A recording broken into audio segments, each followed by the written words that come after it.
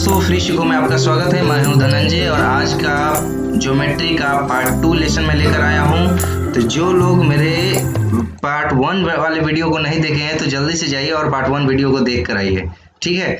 ख्वाब टूटे हैं मगर हौसले जिंदा है, ख्वाब टूटे मगर हौसले जिंदा है, हम वो हैं जहां मुश्किल शर्मिंदा है। जी हाँ दोस्तों, आपका अगर हौसला मजबूत होगा तो आप हर क्वेश्चंस को सॉल्व बहुत इजी तरीके से कर सकते हैं। आप ज्योमेट्री को बहुत ही इजी तरीके से समझ सकते हैं और मैं ये सेशन तो जीरो टू सुपर हीरो लेकर आया हूं। तो आप चलिए शुरू करते हैं पार्ट 2 ज्योमेट्री का।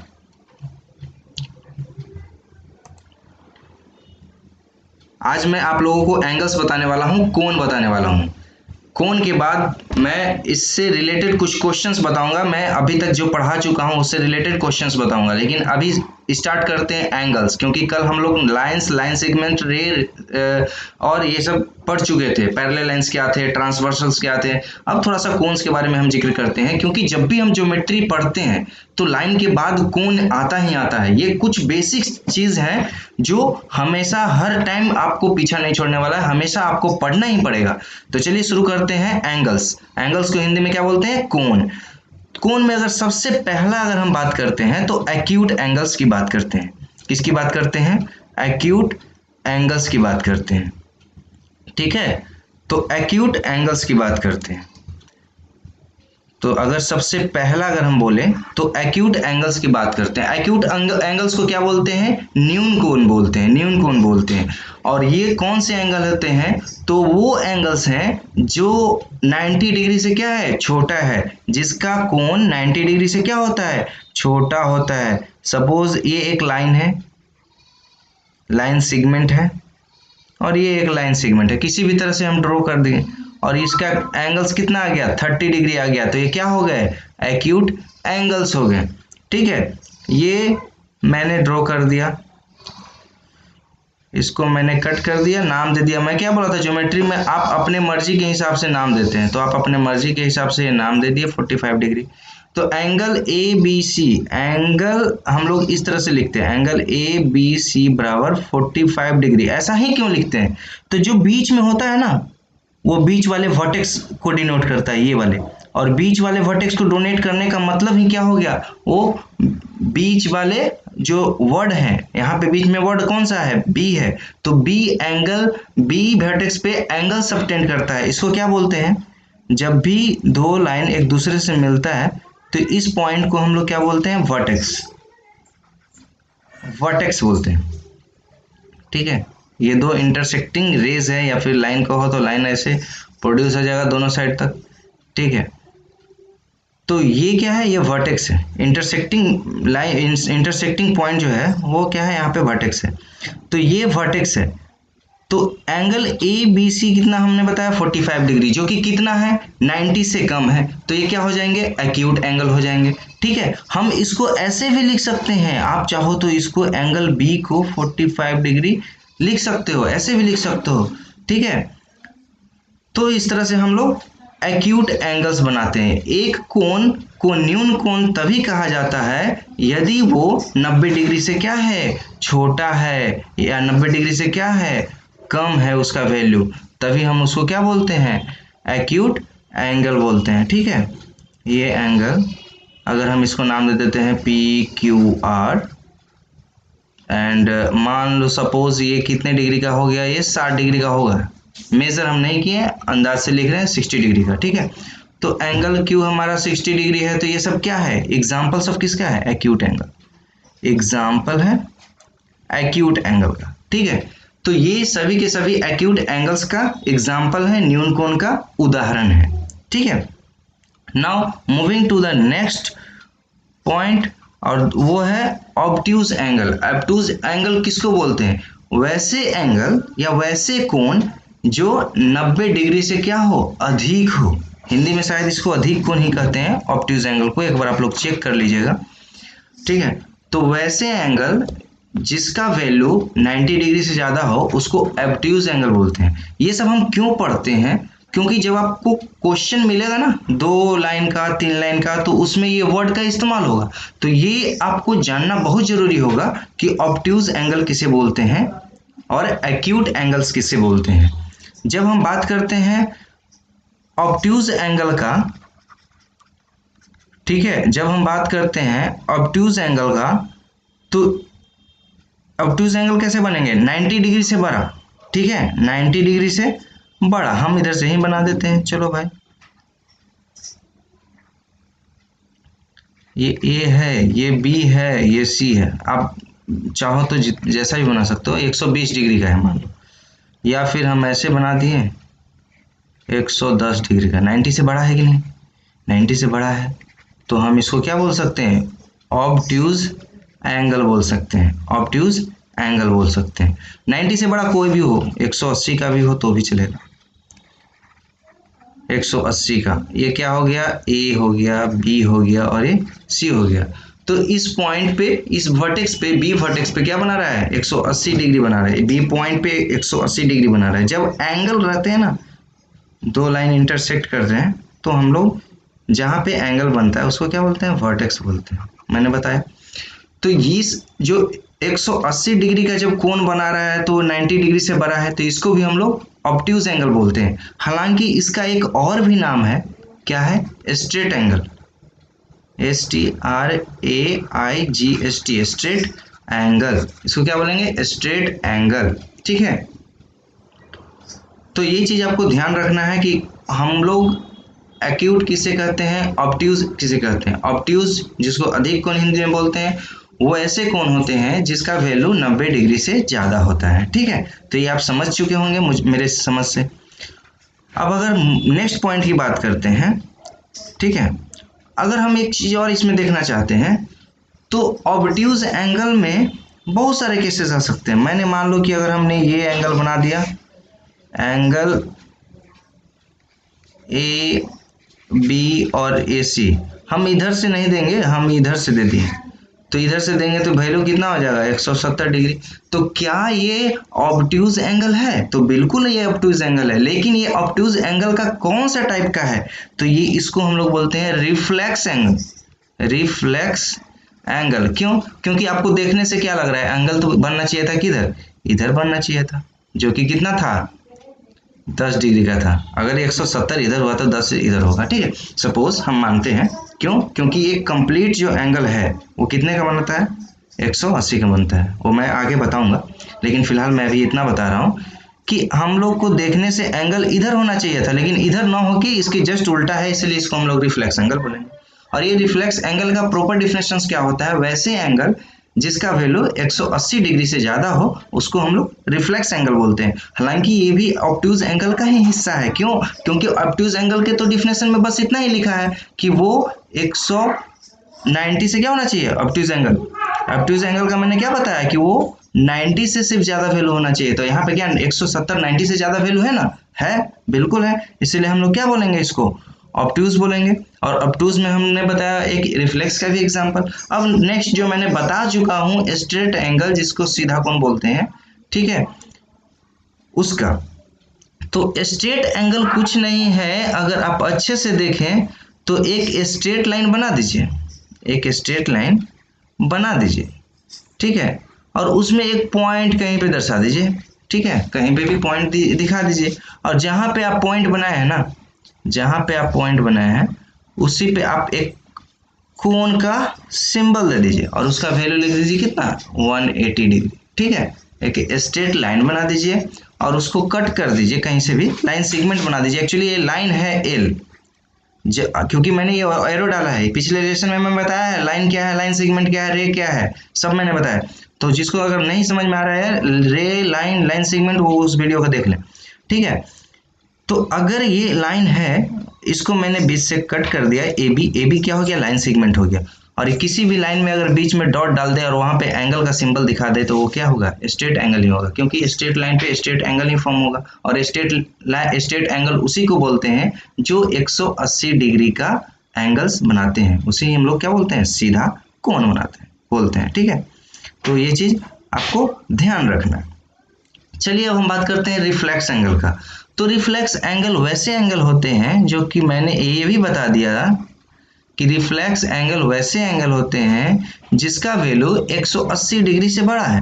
तो हम लोग जानते हैं कि स्ट्रेट अगर एक लाइन बनाते हैं, स्ट्रेट एक लाइन बनाते हैं और यहाँ पे कोई वैल्यू देते थे, तो ये कितना होता है 180 होता है। तो जाहिर सी बात है इससे बड़ा हमको कौन चाहिए, इससे क्या चाहिए, इससे बड़ा चाहिए। क्यों, क्योंकि ये तो रिफ्लेक्स एंगल है नहीं, तो इससे बड़ा चाहिए। तो जाहिर सी बात है ये ओ वाले पॉइंट से अगर हम इसको थोड़ा सा घुमा दें नीचे की तरफ, ठीक है, इसको नीचे की तरफ घुमा दे तो ये एंगल क्या हो जाएगा, 180 से बड़ा होगा कि नहीं। घड़ी की सुई समझिए ना, घड़ी की सुई समझिए, ये सेंटर हो गया और ये छोटा वाला सुई है, बड़ा वाला सुई, ये घूम गया कि नहीं, 180 हो गया। तो जब एक सीधा, जब ये स्ट्रेट था तो 180 था, जब ऐसे टिंट हो गया नीचे की तरफ तो ये एंगल जो बन गया वो कितना हो गया, 180 से बड़ा हो गया। अब ये 180 से बड़ा होगा तो कितना होगा, हो सकता है कि 220 हो सकता है कि 220 हो। इसके पहले मैंने रिफ्लेक्स एंगल बताया था, ध्यान दीजिए, ये 170 नहीं होगा, ये 270 वैल्यू होगा। क्यों, क्योंकि टोटल कितना होता है, टोटल 360 डिग्री होता है। मैंने राइटिंग में थोड़ा मिस्टेक हो गया, 360 होता है, ठीक है।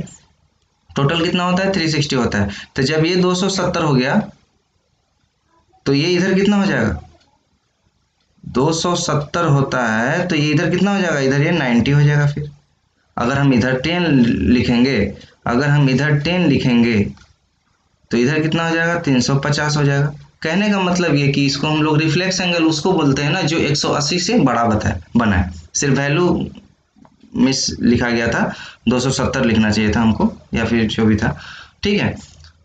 तो ये हो गया क्या, रिफ्लेक्स एंगल। रिफ्लेक्स एंगल किसको बोलते हैं, जिसका वैल्यू 180 से बड़ा हो, इसका वैल्यू 180 से बड़ा हो, 220 हो सकता है, 230 हो सकता है, जो भी हो सकता है, ठीक है। जैसे हमने ये बना दिया, एंगल होना चाहिए इधर से, तो इधर से ना होके किधर से हो रहा है, जस्ट अपोजिट साइड से हो रहा है, इसलिए हम लोग इसको क्या बोलेंगे, रिफ्लेक्स एंगल बोलेंगे। ये होना टोटल कितना होता है 360। ये आपको कितना वैल्यू लग रहा है, ये होता होगा 30 होगा, अंदाज से मैं बता रहा हूँ ये वाला। तो ये कितना हो जाएगा 330 डिग्री। तो ये जो एंगल बना, angle A O and angle A O B, angle A O B क्या है, रिफ्लेक्स एंगल है, रिफ्लेक्स एंगल है, और जिसका वैल्यू कितना है 330 डिग्री, ठीक है। अब हम कंप्लीट एंगल की बात करते हैं। कंप्लीट एंगल क्या होते हैं, कंप्लीट एंगल, ध्यान दीजिए, जब ये घड़ी का सुई है, ये सेंटर है, यहाँ से घूम घूम के, पहले दोनों सुई एक ही पे था, घूम घूम के इसी पे आ गया, तो ये कितना डिग्री बनाया, तो देखिए कितना डिग्री बनाया, ये बनाया 360 डिग्री। कैसे बनाया, अगर ये एक स्ट्रेट लाइन था और ये ए ओ और बी था, मान लो, तो ये कितना हो रहा था 180 हो रहा था। अब ये यहाँ से घूमते हुए फिर वापस कहाँ पे आ गया, ये इस पे ही आ गया, एकदम स्ट्रेट इसके ऊपर ही आ गया, ठीक है। तो यहाँ से यहाँ तक था 180, ठीक है। तो यहाँ से यहाँ तक भी तो 180 था, तो वो एक कंप्लीट पाथ को फॉलो किया और एक कंप्लीट सर्कल को फॉलो किया, तो कितना हुआ 180 प्लस 180, 360 डिग्री। इसीलिए एक कंप्लीट सर्कल जो है वो कितना कोण बनाता है, 360 डिग्री का कोण बनाता है, ठीक है। तो ये आप ध्यान दीजिएगा कि पूर्ण कोण उसे ही बोलते हैं जो जिसका वैल्यू 360 डिग्री होता है। ये सभी आपको डिफिनेशंस याद रखने हैं, ठीक है। और याद क्या रखने हैं, आपको बता ही दिए कि स्ट्रेट लाइन कितना होता है 180 होता है, तो दो स्ट्रेट लाइन मिल गया तो फिर कितना हो गया 360 हो गया, और 360 क्या होता है, पूर्ण कोण ही होता है। अब हम बात करते हैं कंप्लीमेंट्री एंगल, जिसको बोलते हैं समपूरक कोण। कंप्लीमेंट्री एंगल वैसे एंगल होते हैं जिनका सम 90 डिग्री के बराबर हो। सपोज मैं एक कोण बना देता हूं एग्जाम्पल पे 90 डिग्री का, मैं एक कोण बना दिया कितना 90 डिग्री का, और उसमें से एक बीच में और एक लाइन खींच के कोण बना दिया, ठीक है। अब मैं ये बता रहा हूं कि ये ए है, ये ओ है, और इसको कुछ भी नाम दे देते हैं अपने मर्जी से, इसको सी नाम दे देते हैं। तो अब हम कहेंगे ना कि ये वाला जो एंगल है और ये वाला जो एंगल है दोनों को जोड़ेंगे तो कितना वैल्यू होगा, 90 होगा। मतलब एंगल सी ओ बी कितना हो जाएगा, 90 डिग्री होगा। होगा कि नहीं होगा, होगा, क्योंकि मैंने तो पहले 90 डिग्री का ही ना एंगल बनाया। अब उसी में ना ये बीच में एक लाइन डिवाइड कर दिया, तो अब हम इसको ध्यान देना, हम कितना छोटा सा बात लिख रहे हैं। एंगल ए ओ बी को अगर हम जोड़ देंगे, इस एंगल को और इस एंगल को जोड़ देंगे, एंगल ए ओ सी को, तो ये 90 डिग्री होंगे ही ना। क्यों, क्यों ये दोनों मिलकर ही ना एक बड़ा एंगल बना रहा है, बी ओ सी बोलो या सी ओ बी बोलो, ठीक है, तब 90 डिग्री हो जाएंगे। तो जब भी ऐसा केस हो उसको कंप्लीमेंट्री एंगल बोलेंगे, ठीक है। वैसे दो एंगल जिनका सम 90 डिग्री हो उसे हम कंप्लीमेंट्री एंगल बोलते हैं, उसे हम समपूरक कोण बोलते हैं। दो कोण जिनका योग 90 डिग्री के बराबर होता है उसे पूरक कोण कहते हैं, ठीक है। तो नेक्स्ट अब बात करते हैं सप्लीमेंट्री एंगल की। तो सप्लीमेंट्री एंगल वैसे दो कोण, बस सेम चीज है, थोड़ा सा अब अंतर क्या कर देते हैं कि वहां पे हम 90 डिग्री का बना रहे थे, अब यहाँ पे 180 का बना देंगे। तो हम ये 180 का बना दे रहे हैं और 180 का बना रहे हैं और इसके बीच में एक और लाइन खींच देते हैं कोई भी अपने मन से। चलो, तो अब ये टोटल कितना था, 180 का था, 180 का था, मैंने तो बना चुका था। अब ये मान लो अगर ये कितने का था, अगर ये मान लो 100 का है तो ये कितने का रहेगा, ये 80 का रहेगा, ठीक है।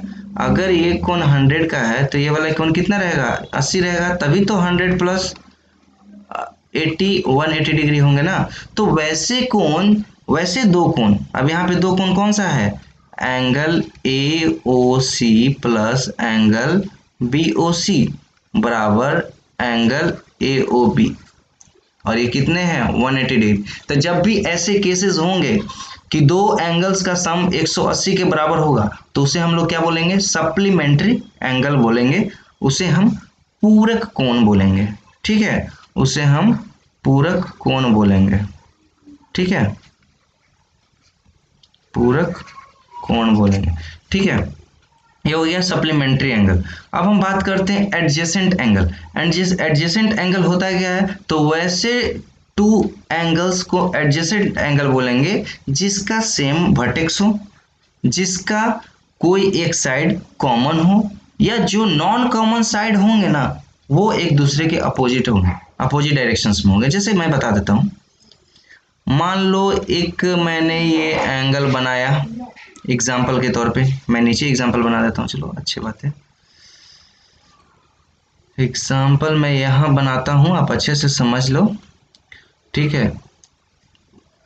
अगर मैं कोई एक कोण बना दिया ए ओ बी, मैं सभी का नाम ए ओ बी ही क्यों दे रहा हूँ, मेरा मर्जी, आप कुछ भी दे सकते हो, पी क्यू आर भी दे सकते हो, कुछ भी दो, मैं तो एक एग्जाम्पल दे रहा हूँ ना, एग्जाम्पल ले रहा हूँ तो कुछ भी आप दे दो। अब यहाँ से एक लाइन ड्रॉ कर दिया और ये मान लो पी, चलो मैं पी नहीं दिया था, अभी पी ले लेता हूँ, क्या दिक्कत है। अब मैं ये बताना चाह रहा हूँ कि ये क्या है, ओ वर्टेक्स है। अब दो एंगल कौन कौन से बन रहे हैं, दो एंगल, एक ये एंगल बन रहे हैं और एक ये एंगल बन रहे हैं, ये दोनों एंगल का वर्टेक्स क्या हो गया, कॉमन हो गया कि नहीं, ये क्या है, वर्टेक्स है, और ये क्या हो रहा है, कॉमन हो रहा है, ठीक है। दूसरी बात, पॉइंट क्या बताया कि जब दो एंगल होंगे ना, जब भी दो एंगल होंगे और उनका एक साइड कॉमन होगा तो उसे हम लोग क्या बोलेंगे, एडजेसेंट एंगल बोलेंगे। जैसे एक साइड कॉमन कौन सा हो रहा है, एक साइड कॉमन कौन सा हो रहा है, देखो एंगल पी ओ बी की अगर बात करें तो ये साइड आ रहा है कि नहीं, आ रहा है ना। अब एंगल पी ओ ए की बात करें तो ये साइड आ रहा है कि नहीं, आ रहा है। इसका मतलब हमारा जो साइड है वो दोनों में ये वाला कॉमन आ रहा था, कॉमन आ रहा था, कॉमन साइड, कॉमन साइड आ रहा था, तो इसे हम लोग क्या बोलेंगे, एडजेसेंट एंगल बोलेंगे, ठीक है, एडजेसेंट एंगल बोलेंगे, ठीक है। अब बात करते हैं एडजेसेंट एंगल की। बहुत सारे एडजेसेंट एंगल हो सकते हैं। अब जब ये सब वर्ड कहाँ पे आपको इस्तेमाल होंगे, क्वेश्चंस में इस्तेमाल होंगे। जब मैं क्वेश्चंस बताऊंगा तो वहां पे ये सब वर्ड्स आएंगे और मैं वहां पे अच्छे से आप लोग को डिफाइन भी कर दूंगा कि एडजेसेंट एंगल इसको बोलते थे, मैंने बताया था उस लेसन में, आप उस लेसन को देखिए, या फिर मैं ये बोलूंगा कि वहाँ पे बता दूंगा कि हाँ एडजेसेंट एंगल ये और ये है। अगर adjacent angle A B C with adjacent angle है ए बी सी और सी बी ओ, तो हम लोग डायग्राम बनाने में इजी होगा। ए बी सी ये हो गया, तो अब सी बी ओ, तो सी बी ओ इधर ही ना होगा किधर भी, क्यों? क्योंकि ये साइड कॉमन हो गया, तो कॉमन वाले को ही एडजेसेंट कहेंगे ना। अब हमको मालूम ही नहीं रहेगा कि एडजेसेंट एंगल किसको बोलेंगे, तो हम दो दो एंगल बनाएंगे ए बी सी और फिर इधर से बनाएंगे सी बी ओ, ऐसे थोड़ी ना बनाएंगे। इसीलिए हम लोग बोलते हैं कि हमें ये टर्म पता होना चाहिए कि एडजेसेंट एंगल होते क्या हैं। अब अच्छे से समझ में आ गया, तो चलिए हम आगे बढ़ते हैं। लीनियर पेयर एंगल्स, तो वैसे टू एडजेसेंट एंगल को लीनियर पेयर बोलते हैं, ठीक है, जब उनका दो आर्म जो है ना अपोजिट रेज की तरह काम करे। जैसे कि ये आर्म एक हो गया, दूसरा आर्म ये हो गया। अब एडजेसेंट भी बोल रहा है भाई, तो एडजेसेंट हम कैसे बनाएंगे? एक लाइन बीच में ड्रॉ कर देते हैं। अब हम बात करते हैं ए ओ बी, नाम दे देते हैं पहले सी। तो ये दोनों साइड क्या है? अपोजिट में है कि नहीं? ठीक है, ये दोनों क्या है? अपोजिट में है कि नहीं? अब जब अपोजिट में है तो यहाँ पे एंगल कितना बनेंगे? 180 बनेंगे कि नहीं? बनेंगे ही ना। मैंने बताया था ना कि एक स्ट्रेट लाइन में क्या होता है, 180 डिग्री का एंगल फॉर्मेशन होता है। और एक स्ट्रेट लाइन में मैंने यही ना बताया था कि एक लाइन ले लो ए और बी और बीच में पॉइंट डाल दो। अब ये जो है रे और इधर से जो रे है, both are in opposite direction, एक दूसरे के अपोजिट में है एरो उसका, तो अपोजिट डायरेक्शंस में है। अब यहाँ पे 180 एंगल्स होंगे, क्यों? क्योंकि स्ट्रेट लाइन 180 का फॉर्म होता है। अब ये लीनियर पेयर में यहीं से आपको पता चलता है, लीनियर पेयर में, कि वैसे दो एडजेसेंट एंगल को लीनियर पेयर बोलेंगे जिसका वो दोनों एंगल का सम कितना हो? 180 डिग्री हो, 180 डिग्री हो। कहने का मतलब ये कि एंगल ए ओ बी को अगर हम जोड़ देंगे बी ओ सी के साथ, तो वो कितना होगा? 180 डिग्री होगा। इसी को हम लोग क्या बोलेंगे? लीनियर पेयर बोलेंगे, लीनियर पेयर एंगल बोलेंगे, लीनियर पेयर एंगल होंगे। ये 180 डिग्री होना कंफर्म है। अगर 170 हो जाता है तो हम उसको लीनियर पेयर नहीं बोलेंगे, अगर 120 हो जाता है तो उसको हम लोग लीनियर पेयर नहीं बोलेंगे। 180 होना ही होना है, तभी तो एक दोनों अपोजिट डायरेक्शंस में होंगे ना। 180 नहीं होंगे तो अपोजिट डायरेक्शन में होंगे कैसे? तो चलिए ये लीनियर पेयर का केस से हम आगे बढ़ते हैं और पूछते हैं vertically opposite angle. Vertically opposite angle क्या होते हैं? तो ऐसे एंगल्स को वर्टिकली अपोजिट एंगल बोलते हैं जब दो लाइन आपस में इंटरसेक्ट करें। जैसे एग्जांपल में ले लेते हैं, एक लाइन इधर बना देते हैं, ठीक है, और एक लाइन इधर बना देते हैं, वर्टिकली अपोजिट एंगल, ठीक है। तो वर्टिकली अपोजिट एंगल, अगर हम इसको एक्स, अगर ये मान लो सॉलिड फिगर होता है, मान लो सॉलिड फिगर, थोड़ा देर के लिए सॉलिड फिगर मतलब अब ये जो एंगल है ना, इसके जस्ट सामने वाला अपोजिट ये, और ये जो एंगल होंगे ना, इसके सामने वाला जस्ट अपोजिट। अब आप बोलोगे कि भाई हम ऐसे भी तो कह सकते हैं कि इसके सामने वाला अपोजिट ही हो गया। हाँ हाँ बिल्कुल समझ सकते हो ऐसे, डोंट वरी, कैसे भी समझो, इधर वाला अपोजिट ही हो जाएगा, बिल्कुल कैसे भी कहो, दोनों बराबर ही हैं। कहने का मतलब ये कि आमने सामने वाला एंगल जो है ना, वो क्या होंगे? इक्वल होंगे। लेकिन ये तभी इक्वल होंगे जब ये दो स्ट्रेट लाइन होंगे, सीधा रेखा होंगे, और लाइन हमेशा तो स्ट्रेट ही होता है ना, कर्व थोड़ी ना बात करते हैं हम लोग ज्योमेट्री में। ज़्यादातर सभी ज्योमेट्री में लाइन अगर ड्रॉ करते हैं तो स्ट्रेट ही करते हैं, कर्व नहीं करते हैं कि हाँ हम ऐसे ऐसे ऐसे ड्रॉ कर दिए, ऐसे ऐसे कर दिए, तो ये वर्टिकली अपोजिट एंगल इक्वल नहीं होंगे। क्यों? क्योंकि ये स्ट्रेट लाइन तो है ही नहीं, ये कर्व लाइन है, तो जब भी ये फॉलो होगा तो स्ट्रेट लाइन में ही फॉलो होगा, ये आप ध्यान रखिएगा। और अपोजिट, आमने सामने वाले इक्वल्स होंगे। और भी जैसे एग्जांपल्स मैं ले लेता हूँ। अब ये देखो एंगल्स यहाँ पे बन रहे हैं कि नहीं, तो ये एंगल और ये एंगल क्या होंगे? इक्वल हो जाएंगे, ठीक है। वर्टिकली अपोजिट एंगल से ये एंगल और ये एंगल इक्वल हो जाएंगे, किससे? Vertically opposite angle, vertically opposite angle. क्यों? क्योंकि ये आमने सामने वाले एंगल हो गए, ये आमने वाले से एंगल वाला एंगल। अब लाइन बोलो या लाइन सेगमेंट बोलो, ज्योमेट्री में भाई लाइन अगर बोले तो उसमें लास्ट में एरो बना देते हैं, और लाइन सेगमेंट बोले तो वो दो एंड पॉइंट होते हैं। जब ये लाइन सेगमेंट था, ये देखो ये लाइन सेगमेंट था, दो एंड पॉइंट था, ये भी लाइन सेगमेंट था, दो एंड पॉइंट हो गए। तो कहने का मतलब ये जो भी लाइन में वो जो फॉलो होगा ज्योमेट्री का प्रॉपर्टी, वो लाइन सेगमेंट में भी होगा, क्योंकि लाइन सेगमेंट क्या है, लाइन का ही तो हिस्सा है ना। तो वर्टिकली अपोजिट एंगल के बारे में आप समझ गए होंगे, मुझे उम्मीद है। अगर नहीं समझे होंगे तो देर किस बात का, डू कमेंट फास्ट।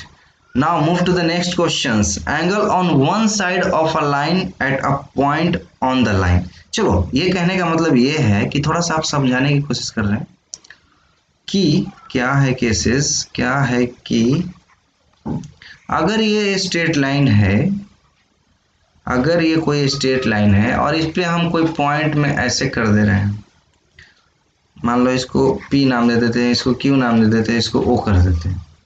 तो ये जो भी एंगल बन रहे हैं ना, जितने भी एंगल बन रहे हैं, एंगल 1, एंगल 2, एंगल 3, तो अगर हम बोले कि angle 1 plus angle 2 plus angle 3 कितना हो गया, 180 डिग्री होंगे। बस यही समझाने की हम कोशिश करना चाह रहे थे, ठीक है।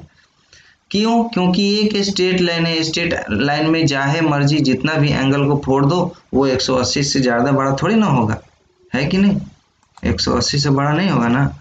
तो वही बात कहने की कोशिश कर रहा हूँ कि अगर ये कोई लाइन है और इसमें आप बहुत सारा एंगल्स बना दिए, बहुत सारा एंगल बना दिए,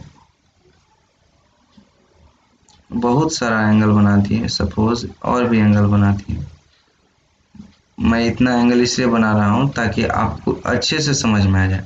अब मान लो एंगल 1 2 3 4 5 6 7 8। अब हम सभी को जोड़ेंगे, angle 1 plus angle 2 plus angle 3 plus angle 4 5 6 7 और एंगल 8। तो ये कितना होंगे, 180 डिग्री होंगे। क्यों? क्योंकि ये क्या था, स्ट्रेट लाइन था ना, स्ट्रेट लाइन है। तो जब स्ट्रेट लाइन है तो एंगल कितना फॉर्म होंगे, 180 डिग्री होंगे। यही कहने का मतलब था, ये हम थोड़ा सा अपनी तरफ से समझाना चाह रहे थे कि एक स्ट्रेट लाइन हो, उसमें बहुत सारे एंगल्स बना दिए जाएं, तो आप कंफ्यूज मत होना, उन सभी का सम कितना होगा, 180 डिग्री ही होगा, ठीक है। अब हम बात करते हैं एंगल अराउंड अ पॉइंट।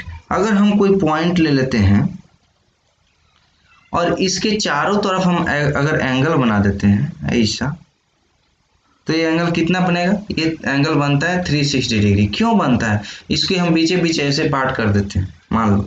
तो ये एक स्ट्रेट लाइन से अगर हम डिवाइड कर देते हैं, तो ये जो ऊपर वाला जो हिस्सा हो गया वो कितना हो गया, 180, और ये जो नीचे वाला हिस्सा हो गया वो कितना हो गया, 180। अब ये लाइन को थोड़ा सा हटा दो, तो 180 प्लस 180 क्या हो गया, 360 डिग्री। अब ये हुए कि नहीं हुए 360 डिग्री, तो अब समझ में आया कि एक अगर सर्कल बना दे और इसमें हम पॉइंट डाल दे, तो आप बोलेंगे कि इस पॉइंट पे कितना डिग्री का एंगल बन रहा है, तो ये पॉइंट बन रहा है 360 डिग्री का, 360 डिग्री का, ठीक है। तो कभी भी अगर आप सर्कल बना देते हो तो पूरा जब राउंड हो जाता है तो वो 360 डिग्री ही बनेगा। एक पॉइंट पे कितना एंगल बन सकता है, 360 डिग्री ही बन सकता है। ये चीज आपको ध्यान रखना है और हमेशा आपको माइंड में ये चीज को रखना है। अब बात करते हैं एंगल बाइसेक्टर की। कोण द्विविभाजक वो किसको बोलते हैं, जहां पे बाइसेक्टर आ गया ना, बाई मीन्स होता है दो, बाई मीन्स होता है टू, बाई मीन्स होता है टू, और टू को हिंदी में क्या बोलते हैं, दो। तो जब भी कोई एंगल्स की बात करते हैं, अगर हम बात करते हैं ए ओ बी, जब बाइसेक्टर लगा दिए ना, तो ये एंगल अगर 60 डिग्री का था, अगर ये एंगल 60 डिग्री का था, तो जब हम बाइसेक्टर बोल देंगे तो ये बीच वैसा लाइन होगा जो बीचों बीच ये जाएगा, ठीक है। अब ये ऐसा होगा कि ये एंगल कितना का हो जाएगा, 30 का हो जाएगा, और ये 30 का हो जाएगा, ठीक है। तब ये दोनों 60 क्या हो गए, आधे आधे में बट गए। तो जब भी बाइसेक्टर बोला जाए किसी भी एंगल का तो आपको ऐसे ही फिगर ड्रॉ करना है, ठीक है। जब भी बाइसेक्टर बोला जाए तो आपको ऐसे ही फिगर ड्रॉ करना है और यहाँ पे शो करवाना है कि ये और ये एंगल्स क्या है, इक्वल है, ठीक है। ये और ये एंगल्स इक्वल है, इसी को हम लोग एंगल बाइसेक्टर बोलेंगे। बाइसेक्टर मीन्स दो इक्वल इक्वल भाग में बांटना, और दो इक्वल भाग में बांटना और उसके आगे क्या लग गया, एंगल। तो दो ऐसे एंगल को दो इक्वल पार्ट में बांट दो, तो 60 डिग्री का है तो 30 में डिवाइड हो जाएगा। इसी को हम लोग क्या बोलते हैं, एंगल बाइसेक्टर बोलते हैं। कहने का मतलब ये कि एंगल AOC और एंगल BOC कितना हो जाएगा, 30 डिग्री का हो जाएगा। इफ अगर एंगल AOB क्या है, 60 डिग्री का है तब, ठीक है। ये हो गए एंगल बाइसेक्टर। तो आपको इतने सारे चीज एंगल के बारे में पढ़ना है। तो thank you for watching my sessions. अब मैं अगले सेशंस में आपको कुछ क्वेश्चंस बताऊंगा, कुछ थोड़ा सा क्वेश्चंस बताऊंगा इजी से थोड़ा सा टफ की तरफ, हल्का सा टफ की तरफ, बहुत ज्यादा टफ अभी मैं नहीं ले जाऊंगा, क्योंकि अभी अब तो मैं ज्योमेट्री शुरू ही किया हूँ ना। तो अभी तो आप लाइन ही पढ़े हैं, अभी तो आप एंगल ही पढ़े हैं, पॉलीगोन, ट्रायंगल, स्क्वायर, ये सब अभी पढ़े कहाँ है, पिरामिड कहाँ पढ़े हैं आप, टेट्राहेड्रल कहाँ पढ़े हैं, बकेट कहाँ पढ़े हैं, स्फेयर कहाँ पढ़े हैं, अभी तो सब बताना ही है। सो अभी एक छोटा सा थोड़ा सा ऊपर कि हम लोग किस तरह से एंगल्स के बारे में सोचते हैं जब पैरेलल लाइंस गिवन हो, जब ट्रांसवर्सल्स हो, अगर ट्रांसवर्सल्स नहीं हो तो वहां पे हम लोग कैसे बना सकते हैं और उस एंगल्स का वैल्यू कैसे निकाल सकते हैं। तो ये सब चीज मैं अगले वीडियोस में लेकर आ रहा हूँ। So thank you for watching my videos. So bye bye, take care, love you all, bye.